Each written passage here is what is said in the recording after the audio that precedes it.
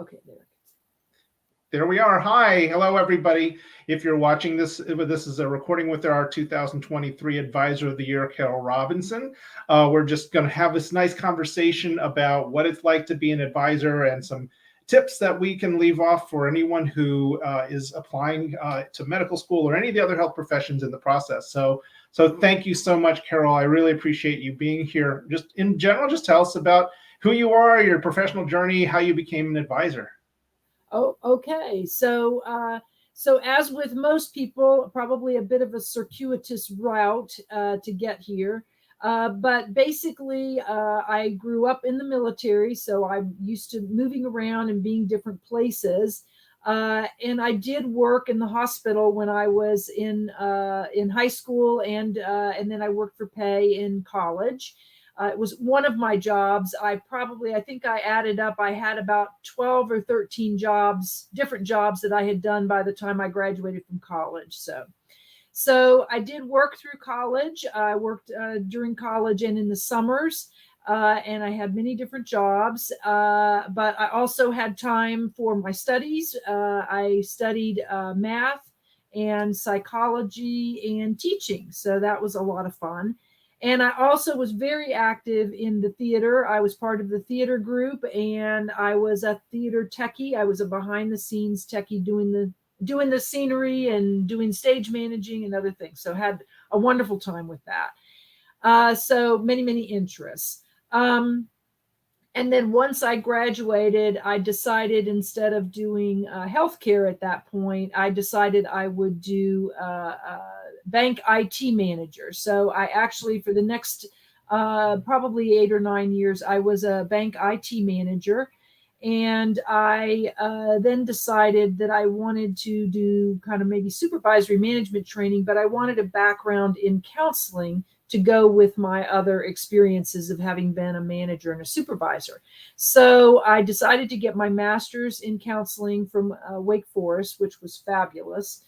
And when I did that, we had to do 2 internships, and I did one in the Career Center, and I did my other one in the local psychiatric hospital with family therapy and working with adolescents and teenagers. And I actually fell in love with doing family therapy in the hospital. And so I went, after I graduated, I went on to the hospital and worked for a number of years as an inpatient therapist at the psychiatric hospital.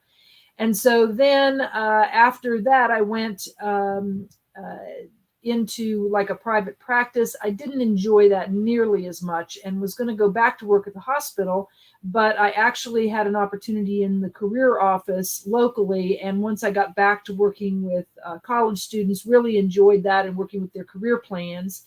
So then I found the opportunity at Virginia Tech and came to Virginia Tech in the Career Center and was working with students in all different areas. I've worked with international students. I've worked with students with disabilities office. I've worked with different colleges, engineering, business. So worked with quite a wide range of areas, and then had the opportunity to really focus in on health professions advising with our students. And with the health professions advising, I think this is a good combination between my skills in working with the patients and part of the team, and then also with students on what they want to do and moving them forward. So, wow, that's a wonderful journey. Especially, as I said, it's nice to be able to sort of wrap a lot of things that you do in retrospect, even though obviously when you're in the midst of it, you don't know where you're going. It all makes sense now, but at the time, and the best I can tell our students is follow your energy and what you're excited to go do. Because you don't know in I guess kind of in the real world, so to speak. I think this is a very common thing for people to have happen is you do some different things along the way. And it all is, for me, it's all relevant. I just didn't know how it was relevant, but that it was relevant was true. And so following that energy that I really enjoyed doing each of those pieces. But it really falls into place now with my business background. So I can tell students in a professional setting, this is how it works and this is how to interview. But also from the patient viewpoint, having worked at the hospital and been part of that interdisciplinary team, there's so much going on when you're working with that patient and their family, and you want to be able to take your patient's priorities and what they want to have happen and make that happen for them. So I loved working with my patients and their families. Well, let's dive into all of the interesting interactions you've had with many of your advisees a little bit later. But I know we do want to cover this particular question. I know we've talked about this too. Virginia Tech, just describe what it's like to work there. Also, many people are interested in the health professional programs that are available at Virginia Tech, and especially the fact there's 2 med schools affiliated with Virginia Tech and the vet school. So, in your own words, just describe the university and the relationship you've had with all those other health profession programs. So they're our colleagues. We talk throughout the year, and we work towards working together for our students. Virginia Tech, of course, now does have an allopathic medical school, and that is I'm on the Blacksburg campus, and then the medical school is on the Roanoke campus. And so the med school there, I think now they have about 49 students that they take into that program, and it's very popular in Virginia and nationally. So our students really enjoy that program. One of the unique characteristics of the Virginia Tech Carilion School of Medicine is that it does have a research component to their medical school track of learning. And so students would have that research background and want to be able to continue that interest on in their medical school. Then that's a great program that combines that. Virginia Tech also on the Blacksburg campus has the Virginia Maryland Veterinary College, College of Medicine, and that is for folks in Virginia and Maryland. That's our local veterinary college, and again work closely with them for students that want to go on to the veterinary school. They can be preparing, and then we have lots of majors as well that our students are interested in. And as you know, students will major in many different areas to go on in a health profession, and so that's a nice thing. They can major in a lot of different areas, both hands-on with animals if they want to do the veterinary medicine, or other areas as well. And then the third option in this area in Blacksburg, we actually then have the Via College of Osteopathic Medicine, and that is a private school, and it is located here in Blacksburg, and their focus is on providing physicians through osteopathic medicine. Their focus is on rural medicine or rural health, and having people get trained so that they can go back out in Virginia, North Carolina, West Virginia, those areas particularly, to be able to support the community with a physician. And now, not all of their physicians, they still send students, as you well know, on to many other specialties in other areas, but they came about because of their focus in wanting to really have an impact on having medical care access to people in this region. Wow, that's wonderful. I mean, obviously all the different options that are certainly there, and there are obviously the other health professions programs all across the state as well. Does Virginia Tech have any other programs like any allied health programs like physical therapy or physician assistant, or I don't know if either of the other medical schools offer PA, but I'm trying to remember whether those other options are available at Virginia Tech. Yeah, so we don't have those options specifically at Virginia Tech. So our students will go to other programs for their graduate programs.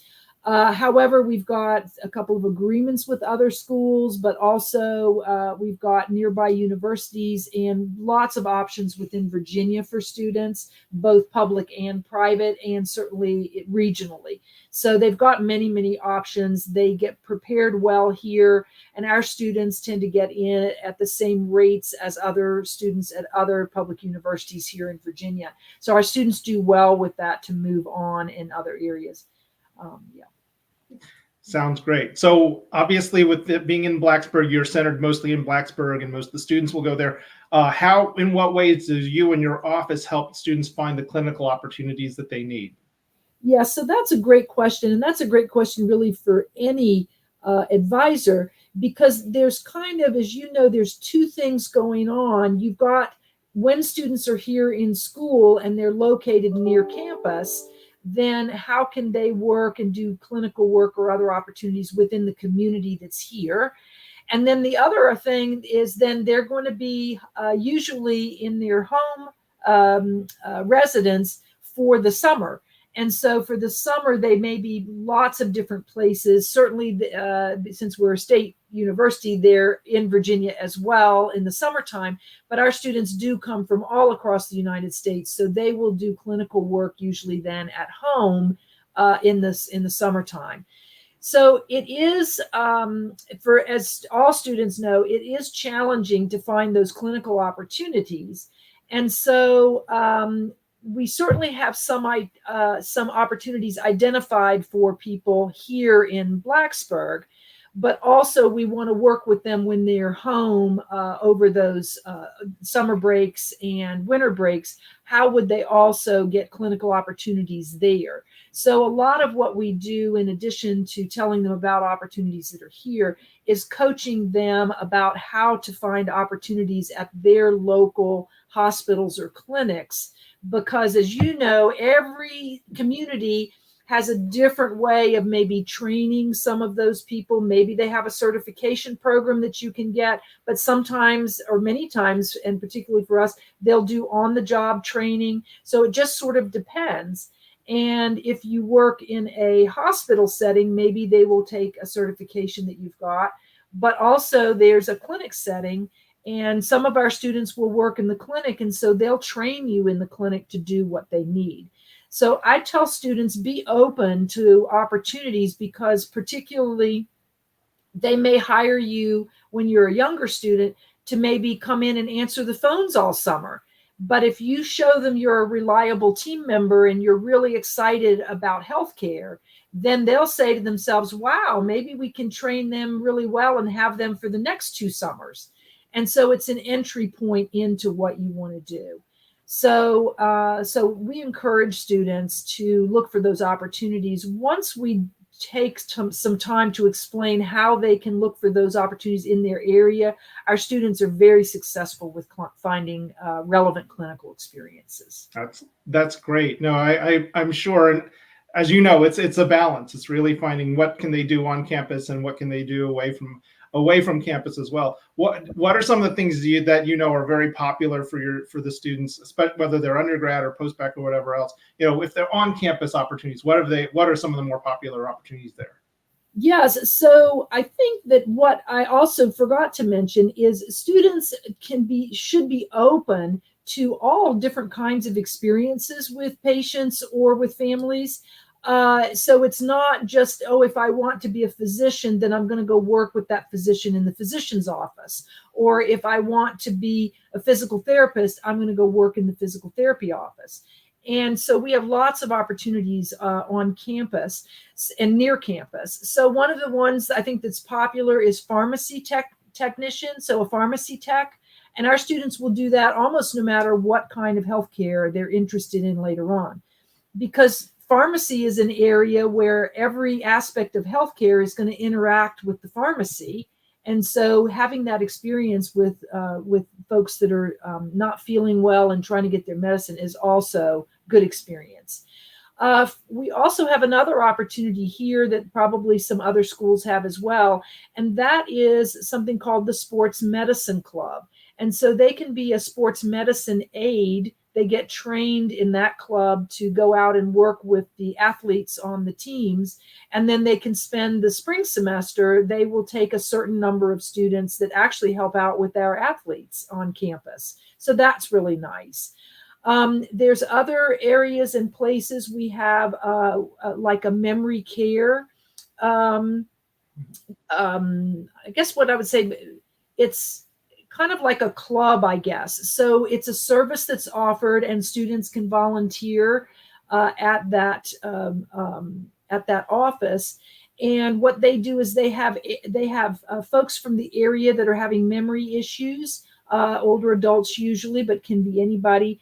And so the family members need some respite for the day or to go shopping.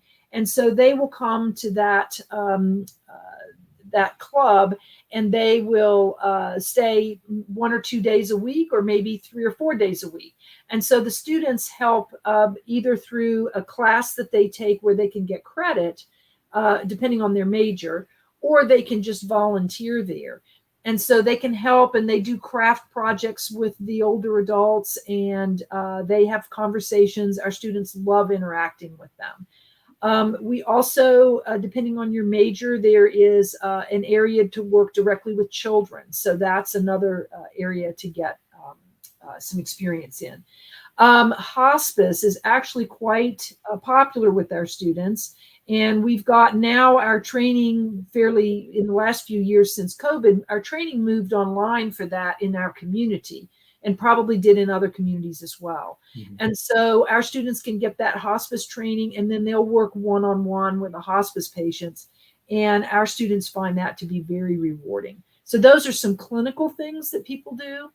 And in addition, there's some clubs and things where there's something called College Mentors for Kids. And so they'll bring some of the children from the elementary school directly to campus, and then our students will mentor them for 1 or 2 hours each week, and they'll have that same student for the whole year. So they get a great relationship. That's great community service, and it's great leadership for mentoring. So there's lots and lots of opportunities around. Oh, that's wonderful. And obviously there's a little bit of an element where there's sort of an interaction with the rural communities too, I guess, in so many of those activities. So do you have a lot of interest in rural health? I mean, there might be the bias because where you are, but describe the interest in rural health among the advisees that you have. So I think that that's a good question, and it's a bit of a mix, because I think because it's available here, and then students say, oh, they may be from a larger city, but they're like, oh, I didn't really understand kind of the difference with rural health. And so they get interested in it. We also have, of course, students that come from rural communities, and then Blacksburg sometimes is the big city for them. And so they come here and they're like, okay, we can see how this works. And so they may get more committed to their own communities. So it's a little bit of a mix, but I think that because we are a more rural campus, our students do see some differences there. I forgot to mention earlier, one of the things that we do have is many of our students come already having not paramedic, but EMT training in high school, and they were EMTs in high school. And they have opportunities here. We have a local opportunities for rescue squad here on campus and within our Blacksburg town community. And then the third option is rurally within the county. And so our students really enjoy that opportunity. They get to work with a really dedicated team. And then also they can see what that rural care is like. One of our students who was from Northern Virginia got involved with the rescue in the county, and then also found that there was a nearby town that was taking a long time to get services through emergency services when they called. And so she actually joined part of the team that came up with some solutions to provide quicker response rate. And so she was able to talk about that and her dedication to helping that community move forward so people didn't have to wait as long. For those of us who don't know and are not from Virginia, when Carol, you refer to Northern Virginia, you mean like the Washington, D.C. area. So Fairfax County, and just to make sure people understand, we're not talking northern as in like true north of in terms of right next to that part of Maryland and West Virginia. So a lot of our students will come from the area that's around Washington, D.C., and from the area, say, between Washington, D.C. and Richmond, Virginia. That's a very popular area for our students to be coming down here from there. So they have a very populated, they have lots of resources in the city, which is a very different kind of feel from what we have here in Blacksburg.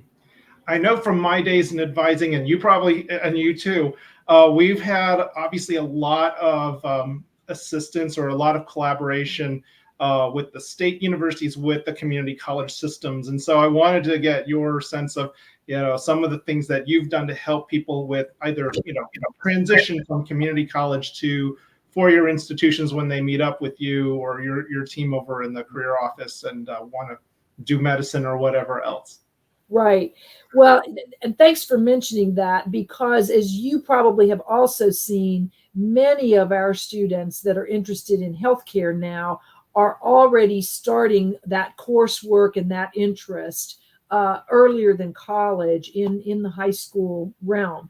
And so they're hoping and planning that their college time might be shorter than a full 4 years. So that's becoming much more common now. So our students are coming with additional high school credit, and particularly from the dual enrollment programs. That really seems to be very popular with our students. And so they've already taken some of the basic sciences, or they may have taken the introduction to psychology, or they may have already taken their English or communications, some of those areas that what we call them here are pathways, but some of the other coursework that's going to support their learning outside of their major, in addition to their major, and to make them a more well-rounded applicant. And so we work very closely with our students, both as they prepare to come. I talk with a fair amount of prospective students.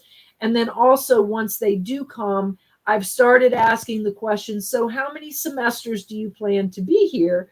And how many semesters do you have remaining? So we can plan a little more accordingly.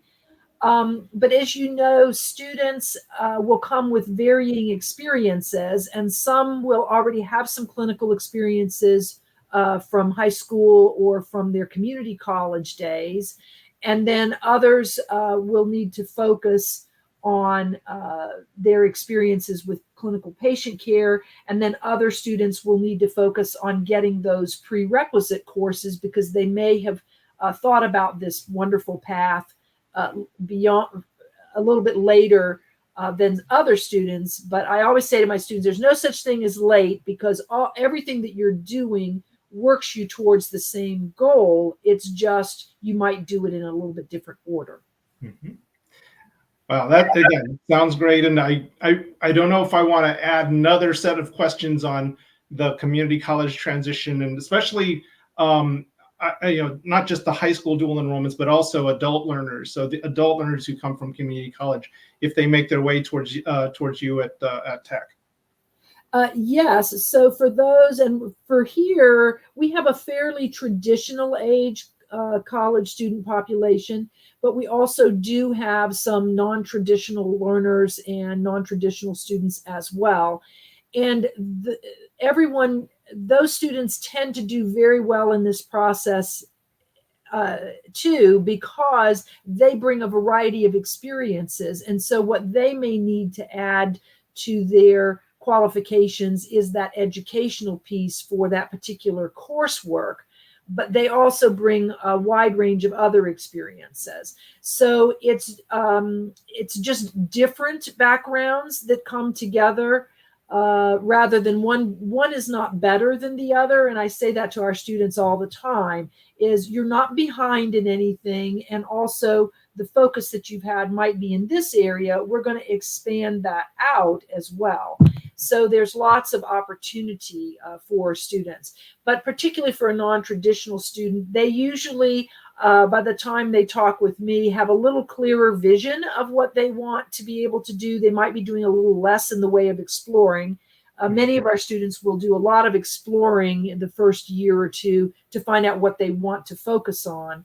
But those students are usually a little more specific. And so we can always talk about a plan of what are some things to add to what they're doing that will keep them on track with their schedule. So I am a little biased because I know other people at Tech who do a lot with the research enterprise over at Virginia Tech. Tell me a little bit about some of the interesting opportunities or ways you've helped students try to gain more confidence that they can seek research opportunities at the labs over at the university. Yes, thank you for bringing that up, because research here is very accessible to our students and they really enjoy getting involved. So I always introduce that to the conversation, because I say, well, if you haven't tried research, how do you know how you feel about it? So it's a good opportunity. We have a wonderful office called the Office for Undergraduate Research for our students.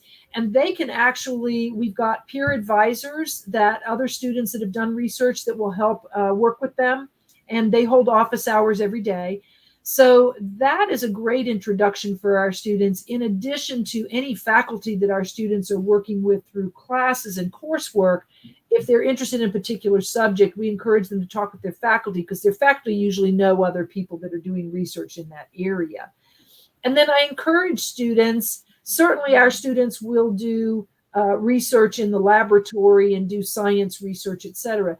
But students can get involved in research in very different ways, and it doesn't have to even be in their subject matter. But if they're interested in something else, we've got students that do research in other areas as well.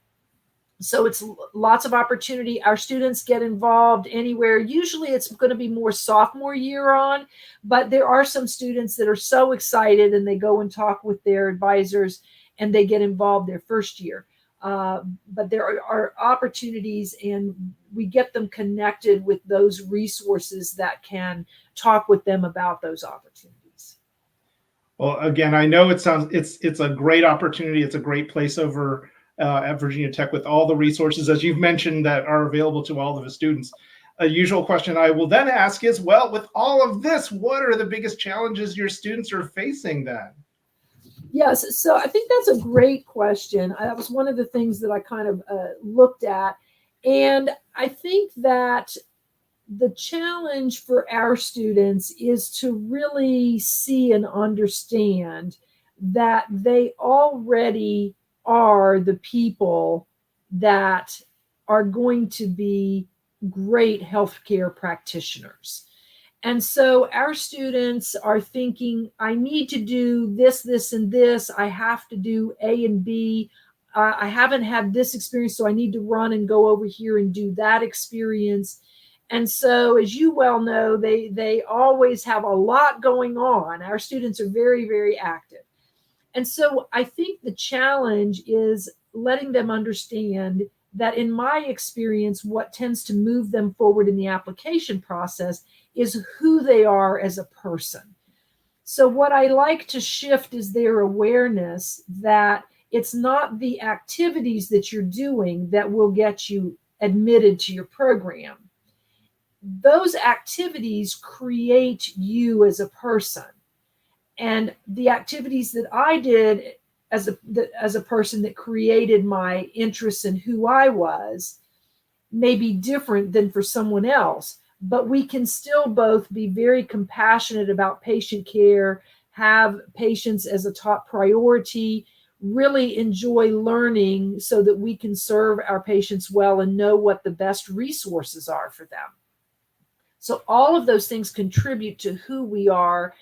Who are we as a team member? So are we a team member that's reliable? Are we a team member that is somebody that likes to listen? And are we someone that really supports the success of the team and what the team wants to accomplish? I went to a conference yesterday, and it was an interesting panel, because they had the trauma team, every member of the trauma team on the panel. So we had the folks that were the respiratory therapist, and we had the person who was the physical therapist, and we had the person who was the nurse practitioner and the PA, along with the trauma surgeon.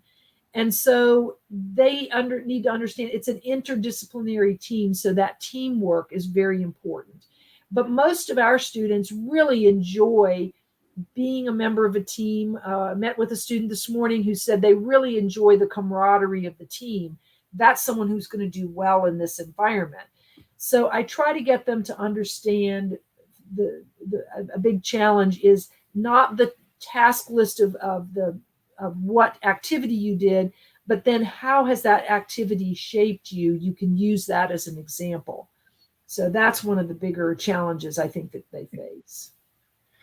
And yeah, we've been at this for quite a long time to try to convince students that it is you. We are interviewing you, and it's not about your accomplishments are important, but it does boil down to who you are, why you're doing this in the first place. So right. And that's where, if you could, my students always, you'll love this. They always start the conversation. Oh, I got a C in such and such. I got a C in OChem. I got a C in anatomy. Okay, please do not lead with that, because so did everybody else get a C in something. They just didn't tell you. So it's not about that, but what did that spur you to do? Maybe you learned that differently because that was a different kind of approach to a subject for you. Or maybe you really had to explain it to someone else and you learned you're a really good teacher. So there's lots of ways to make that experience move you forward. But I say start with what energizes you. So if you're excited and energized about that topic or telling someone about your experience, start with that. And then if they need more information, they can ask. Absolutely.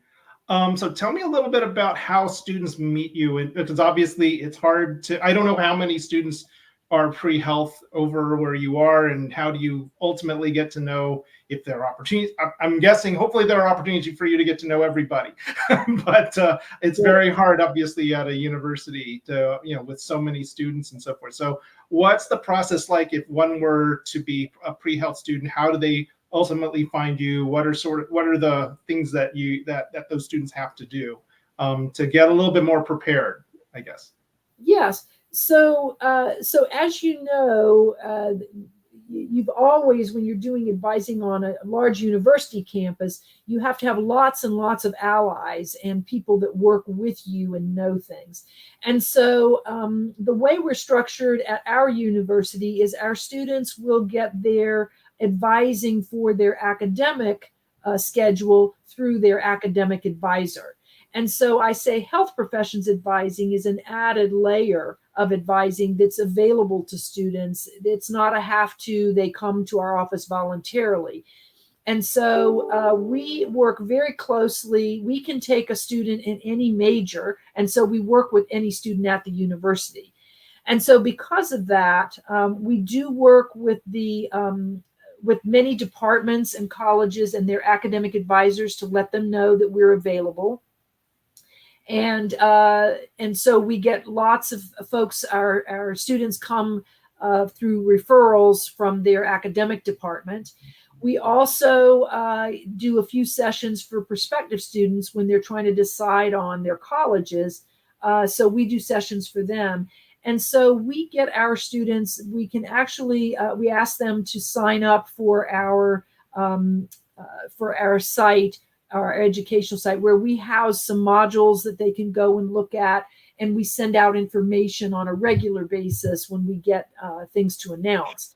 And so they can get on that. So our students sign up for that information that goes out regularly. We also teach a careers in medicine class. I know some schools do that. And so our office teaches that, which is a lot of fun. And we have students that are interested in many different health careers that take that. And we talk about their professional development and areas to grow in, as well as providing information about different types of health professions that they can do. We do a lot of outreach to clubs. So we have, as you know, many, many different clubs that have a health focus. And so to those clubs, we will go and give a talk and talk about our services and talk about interviewing in different areas for that. So those are some ways that we have outreach on campus to let students know we're there, and we have some time to meet with them as an advising session. Do you guys still have, or have you ever had a pre-health advising committee process, or any sort of evaluation process to help certainly medical students and dental students? Yes, so we do have a committee process for those students that are interested. So Virginia Tech still has a committee process, and that is focused on students that are pre-medical students, pre-dental students, pre-optometry, and pre-podiatry students. And so for that group, we have a process where they can, I have designed it so they can actually go through an application process sort of as a dry run before they get ready to do that application in their summer. And so they can do that. And then we even have a little secondary process where they'll have to answer some secondary questions. And then they will get an interview as a result, a committee interview. And then we write a committee letter as a result of that interview. And that's available to them. And what I say to students is really the benefit to them is that they really get a whole dry run, and they've got several months to put together information, which will be very similar to the information they'll use later in their application. And so they can kind of get all of the kinks worked out so that by the time they get ready to apply to their application, their centralized application service, they'll be a lot more familiar with some terminology, what things to submit. And so I say to them, that's really the biggest benefit to them, is to go through that process. No, I agree. Yeah. Haven't done that. I've done that before too. So yeah, no, thanks. You might get a lot of questions to have students figure out which are the best programs for them. What is the process, or at least how have you helped students get into the right mindset, or get into I don't know what the right word would be, having them really think very carefully about the schools or the programs that they really are choosing, that they ultimately will send an application to? Right. That's a great question. And so the way I kind of talk with them about it is they need to know very clearly who they are and what they're bringing and what their interests are. And then they have the schools over here that also, they say in their mission and vision, which is right on the first webpage that you come to, and where do those two overlap? Where do your interests overlap with what that school, be it a medical school, physical therapy, occupational therapy, whatever they're doing, where do you overlap and align with some of what the school is doing? And what you find is you probably have a lot in common with many different schools. And I know that our students tend to get a list of their top schools they're most interested in, which is great. But also, I really encourage them. I've had our students be more successful if they sort of branch out and consider a wide range of schools, because many of them may have programs and things that the students were not necessarily aware of initially, or they really got an interest in it. One of our students was applying to physical therapy programs, and all of a sudden discovered that one of the schools actually has a physical therapy clinic that they have their students participate in from the day they arrive at that school. And the students' eyes got really big. Oh, I could start working with patients immediately. So that was something that was new to them, and they hadn't even considered that school before. Mm-hmm. So I think that it's looking at each school and seeing what their vision and mission is and how that aligns with you, but also being willing and able to look at a wider range of schools than you might typically considered. Because as you know, we've moved to this holistic review process for almost every school and every health profession now, which is really nice. But what that also means is students and applicants may not know exactly which school is going to be interested in them. So part of that is for them to be able to describe their interests and who they are, and then say, this is how I think it fits with your school. Everybody also has had to deal with students that we would recommend they pursue some sort of a post-baccalaureate opportunity prior to getting into at least mostly medical school, but also dental school and so forth. So I wanted to get your sense of how those conversations go in terms of encouraging those students to really consider, whether it's additional undergrad coursework or maybe a special master's and so forth. What is that like for you? Yeah, so thank you again for mentioning that, because in my experience, and probably in yours as well, pretty much everybody that wants to go into a health profession is going to be able to do some kind of health profession in their future. And so I don't ever say to somebody, because you have this kind of an academic record, you're not probably going to get in. I would never say that. So what I do say to students is, based on what I'm seeing here, you could increase your chances by doing these other options. And some of them might be doing just post-bac coursework, so coursework after they finish their college degree, or they could be doing a program that's a specified program that they have other people doing that same program. And that could be for a degree or not a degree. So you might get a master's degree in 1 year, or you might not. And there's many great programs out there. So you can think of doing that instead of doing your school and completing that in 2 years or 3 years or 4 years. You're just adding another year to that school. So that's a way to get there. I think the other thing that I talk with students all the time about is, as you think about, this is your one option that you really, really love and you're invested in. So I say to them, if that one option, if that closes tomorrow and nobody in the world ever again gets to do that one option, it's you can't do that option, but neither can anyone else. So if no one can do that option, what other career options are appealing to you?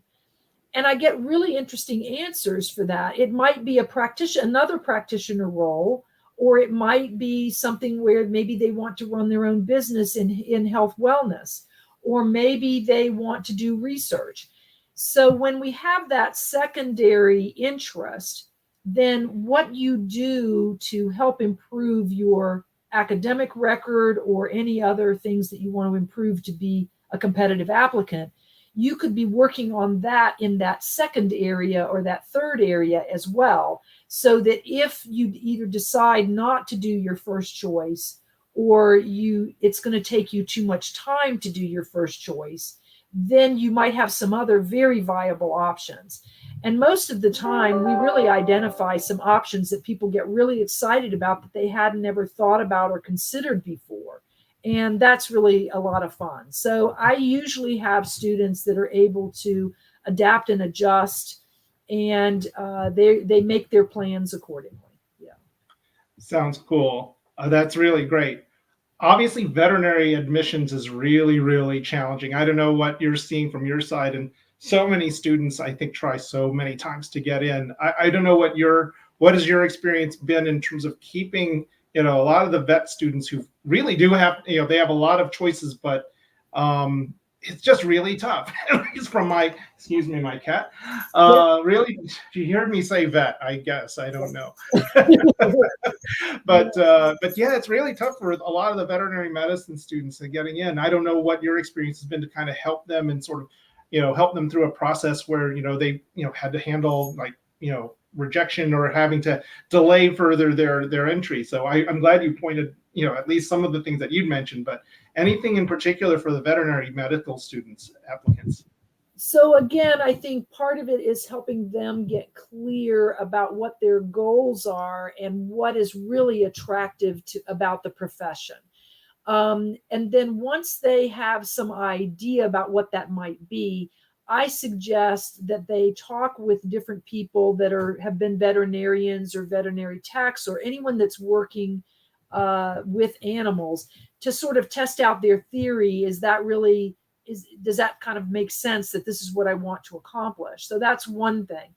And then if they get a little bit better of an idea of why they're excited about that work, then try to find other ways for them to get some experience doing that kind of work, and see really while they're doing it, what's really motivating them, what's really satisfying them about that work, and then are there other ways to work with that in addition to applying to their veterinary program. So for instance, I had a student that was very interested in wildlife management, had done a degree in wildlife, but felt like they didn't have they actually did want to go to work at the veterinary clinic and work in a small animal clinic.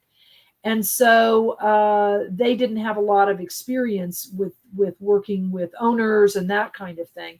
And so when they got ready for that process, they weren't really clear about what their strengths were. And somebody was seeing, oh, you worked in wildlife management, but that's going to be different than working with these people. And so it was really seeing what they liked about working with animals. So they went and started shadowing at the clinic. And once they had done that, then they were actually able to spend about 2 or 3 months answering the phone. And then they hired them to help in the kennel.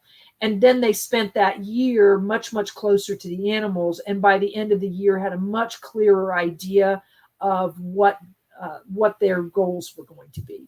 So I think different experiences, working with people that might be around animals and gathering information from people that are already working in this environment are all really, really helpful. But that definitely is very challenging.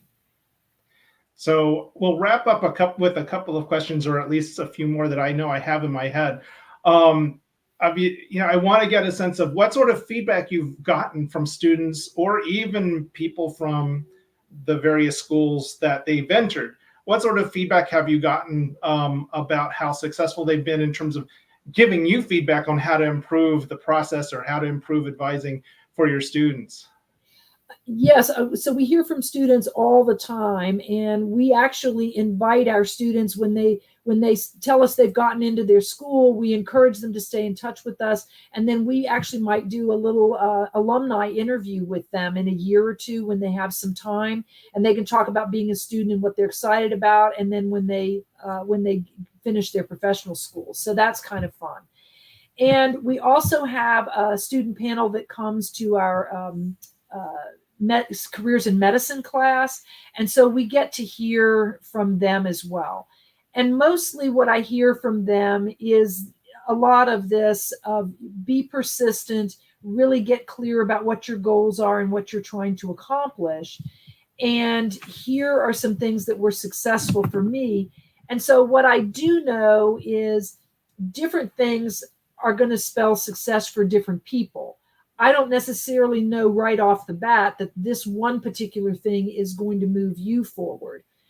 And so I think about that that's why I say it's a conversation with that student to say, here are some ways that I think you have some great strengths. So let's talk about how you might go about using that. Here's some activities that have worked for others as well.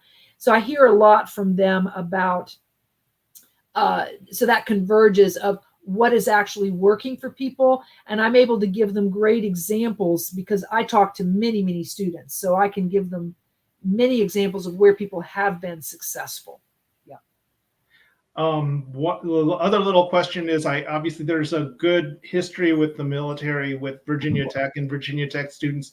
What sort of advice have you had from students who decided to go into the military track, or health professional student, health profession student scholarship, all those or those sorts of things? What sort of insight have you had about students who've gotten those types of scholarships and gone in the military, medicine, or other directions like that? Yes. So for those who don't know, Virginia Tech is very focused on service.